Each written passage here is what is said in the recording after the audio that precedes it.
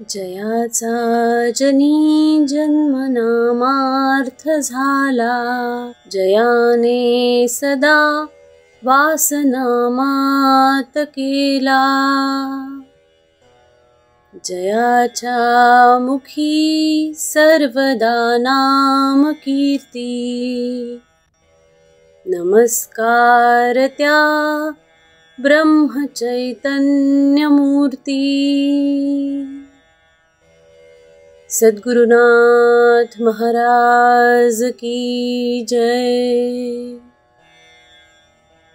सद्गुरु श्री ब्रह्मचैतन्य महाराज गोंदवलेकर यांचं प्रवचन. नामस्मरणापरते दुसरे हित नाही. 8 फेब्रुवारी.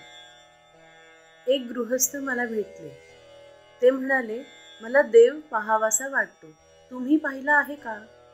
मी म्हटले, पाहिला आहे. त्यांनी विचारले, तो मला दिसेल का? मी म्हटले, दिसेल, पण या डोळ्यांनी दिसणार नाही. देवाला पाहण्याची दृष्टी वेगळी आहे. आज आमची विषयाची दृष्टी आहे, ती भगवंताची नाही. आपल्याला भगवंत पाहायचा असेल तर त्याला एकच उपाय, भगवंताच्या नामात राहावे.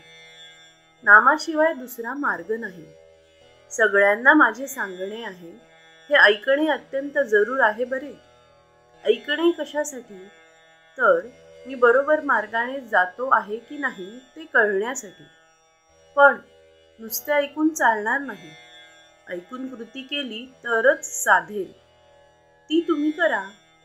आचरणात आणलेले तेवढेच कामाला येईल. सगळ्यांनी नामस्मरण करा.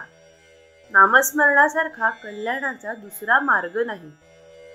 जे सहज आपल्याजवळ आहे, अत्यंत उपाधिरहित आहे, जे कुणावर अवलंबून नाही, असे जर काही असेल तर ते भगवंताचे नाम आहे.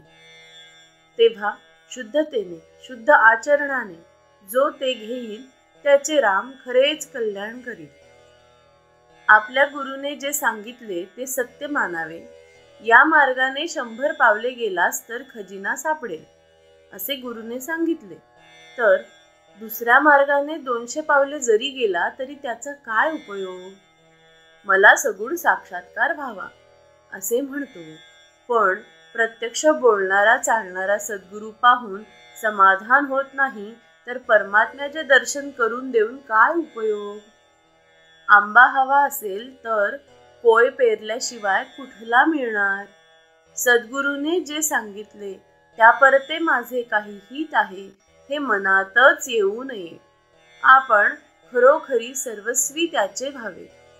नामस्मरणा परते दुसरे हित नाही.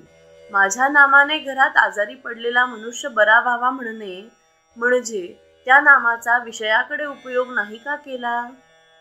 बरे झाल्यावर ज्याप्रमाणे आम्ही बाटलीतले औषध टाकून देतो, त्याप्रमाणे गरज संपली की आम्ही देवाला विसरतो. अमुक एक घडावे असे जिथे वाटते तिथे साधनात कमतरता आली. एका सद्गुरु वचनावर विश्वास ठेवला म्हणजे सुखदुःखाच्या गोष्टींचा मनावर परिणाम होत नाही.